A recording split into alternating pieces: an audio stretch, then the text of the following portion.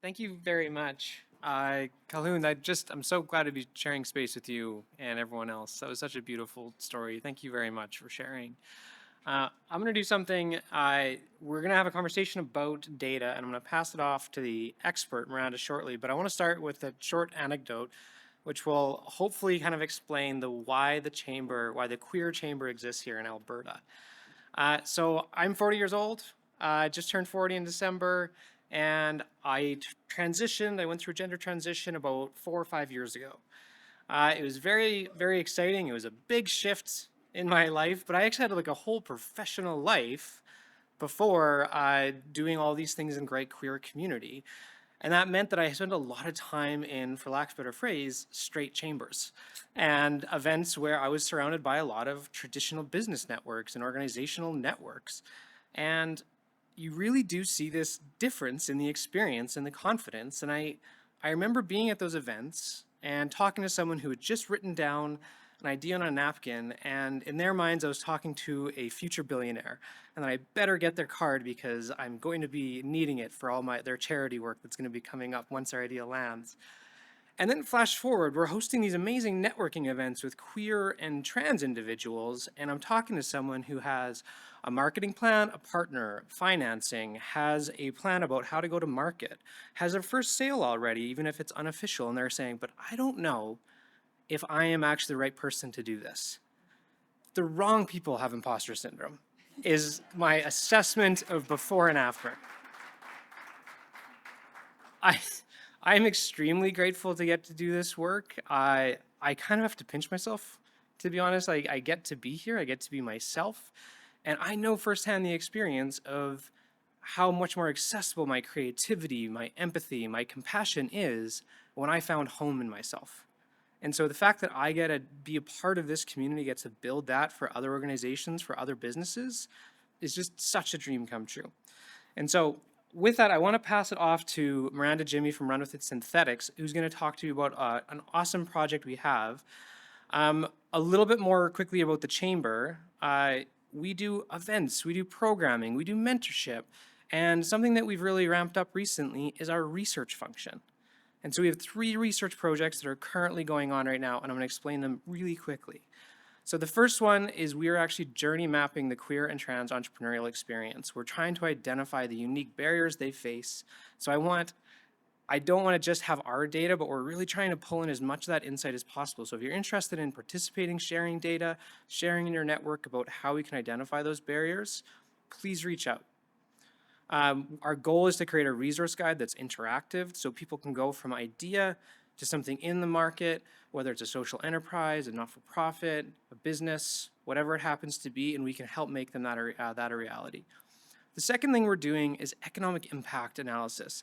So we're saying $1 invested in a queer business, what does that get you on the other end of it? And so we've talked to a bunch of our members within our chamber, and it's not just about the financial impact, but it's about them doing business in a way that is agreeable with the broader ecosystem. We're talking about living wages for people. We're talking about in a better relationship with sustainability in the land.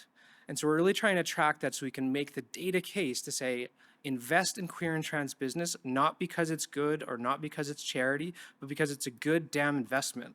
That's it. And the last thing we're doing, which Miranda is going to talk about, is some cool geospatial mapping, which I'm finally wrapping my brain around exactly what it is. And with that, I'll pass it off to Miranda Jimmy.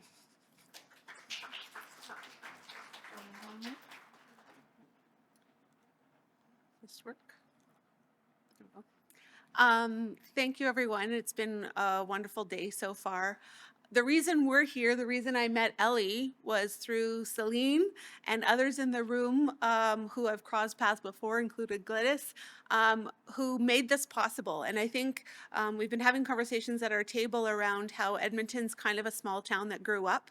And so we're just a bunch of networks of people who intersect and cross paths. And so thank you to people who have the money to bring people like us together. So thank you to everyone who supported today. So We met in September last year at an event, and a conversation started ruminating between the two of us about data collection and how do you tell stories with data that are meaningful, impactful, and are way more exciting than reading a 20-page report. And so the problem is that all costs money. And so as we start talking, more people come to the conversation. And less than 5 weeks ago, we had a meeting with some people in this room who I met for the first time today in person, who said, we have a bit of money. What can you do in 8 weeks with a bit of money to kind of get this idea going? And then we found out a week later, 8 weeks turned into 5 weeks. And 5 weeks turned into, well, can you actually present it in 4 weeks? And so in 3 weeks, we got this together. So I want to just premise by what I'm going to share with you today, and there's a handout on your table as well that we're going to kind of point to.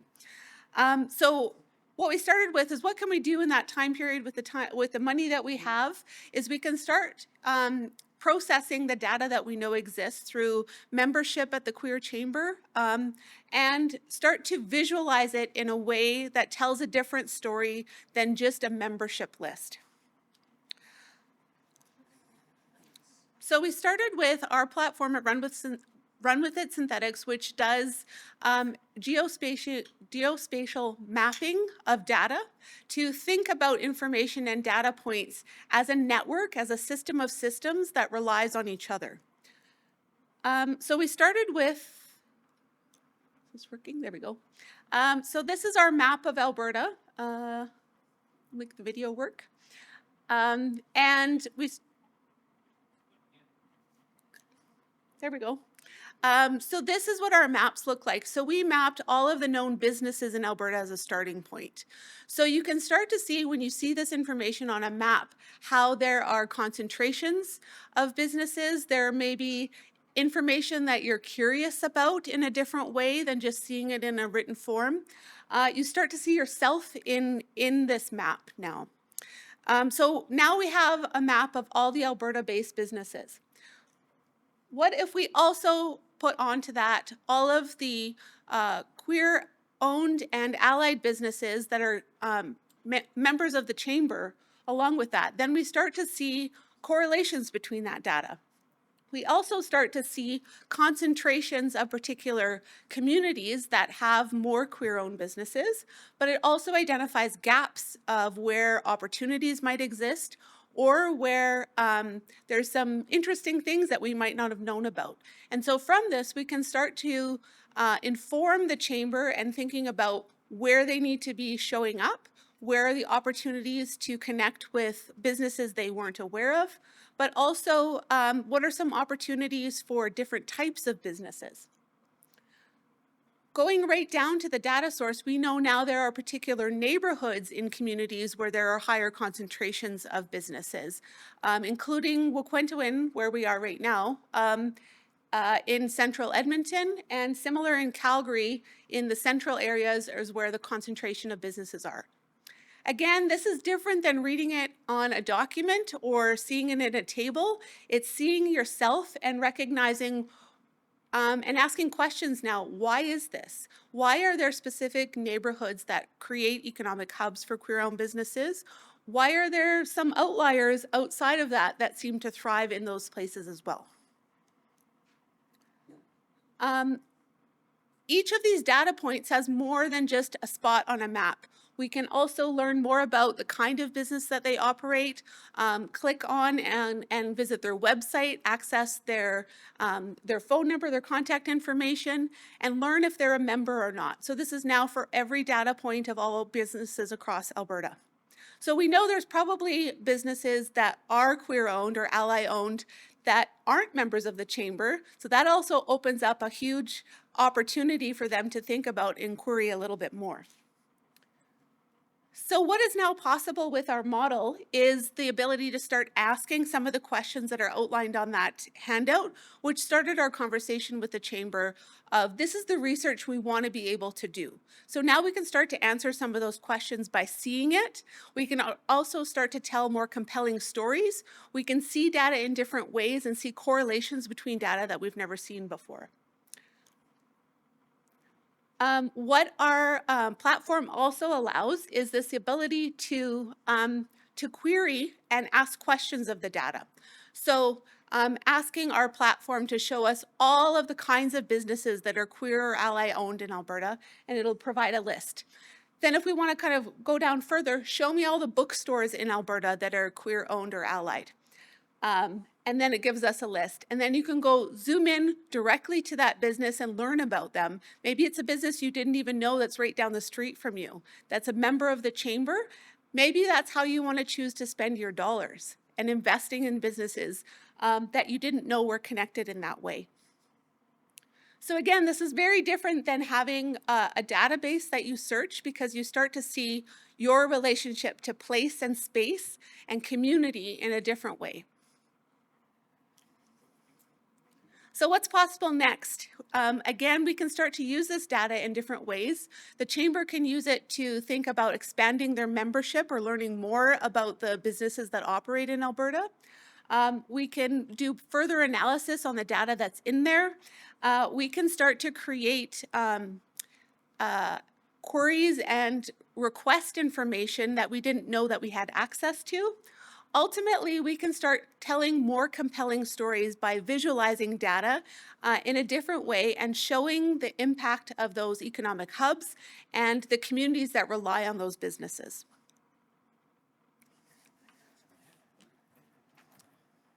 Thank you very much, Miranda. I'm really blown away. This was done in less than a month. And just a quick shout out to Dr. Linda Lieb, because every time I've had conversations with her, I feel like I have delusions of grandeur in like the best sense of that word.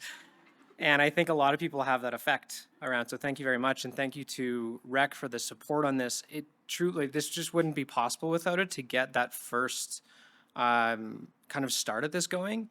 So this is a part of an initiative that we launched actually just in December called 1,000 Queer Businesses Strong. Really, this was a response to me writing article after article that was saying this government sucks.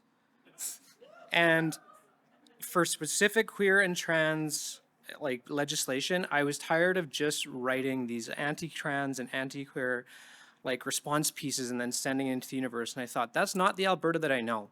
The Alberta that I know is inclusive. The Alberta that I know wants an inclusive economy, believes in a diverse, inclusive economy. And so that's what we launched with 1,000 Queer Business Strong. It's not just for queer businesses, it's for allied businesses as well that really believe in that dream of an inclusive economy. And so the data really represents kind of where we're trying to go with this broad network, to be able to stand with 1,000 voices to say this is not the future that Alberta deserves, this is not the future that Alberta wants. And so I'm imagining a little bit of a future in which we know we're not supposed to shop at Amazon because we want to keep dollars local. Where do we spend that money, and how do we make that as easy as possible? How do I say I want to find a plumber and I want them to be queer or trans, or I want them to be an ally in the community at the least, and how do I really make that as easy as possible? The foundation of what we're building here will allow for that. So if you're interested in participating in this in some way, in talking about 1,000 Queer Business Strong, in having us talk about it in your community, in being involved in the data collection or sharing your data, please, please, please get in touch. I really believe that we're just stronger together. We're just a small team at the Queer Chamber. And so what I've had to do is just waste time in the best sense possible in communities where I get to meet brilliant, creative, empathetic people who really share my dream of an inclusive economy here in Alberta. Really quickly, I've left the project overview. Ooh, I have 3 minutes. I've never been under time. Not once in my life have I been under time. So we have I guess 3 phases of this is what we just launched on phase 1. So that's the idea, is to map queer, trans, and allied businesses across Alberta. It's not just queer chamber members, although we've grown more than 60% since September. And so we're really proud of that, but we wanted to be kind of more inclusive of that. So through 1,000 Queer Business Strong, we're also asking people to put their hand up and say, we also want to be a part of this. We've done Instagram and social media call-outs. People be like, tell us what your favorite businesses that happen to be in, Athabasca or Red Deer. And queer and trans businesses are everywhere, is what we're finding. And so that's what's represented here. Phase 2 is to analyze that economic and social impacts and really test policy and program scenarios. I think we're under a huge technological and economic transformation right now, and I think entrepreneurship is not going to be just a pathway for some people to explore, but a really large thing. And we want to widen the doors for people to see themselves in that role. And too many entrepreneurs that I know are very successful would never even define themselves as entrepreneurs. They don't even see themselves in that way. And so how do we make that a bit of a wider doorway for people to walk through? Third thing is scaling and impact, is leveraging those findings toward the development of a queer future center with the goal of supporting queer and trans thriving through entrepreneurship across Alberta. And again, the broadest definition of that, we're around queer entrepreneurship. So I left this on the table. This is the one that was left, right? Work with people who are just like really on top of it, is my bit of guidance that I have here. Perfect. So please take a look. My email is on here. Our website is on here. If you just search 1000 Queer Business Strong Alberta, you'll find us. I would love it if you would reach out, grab a coffee with me, talk about how we can do this work together. Thank you so much for having me here and Miranda here and the whole day. Thanks.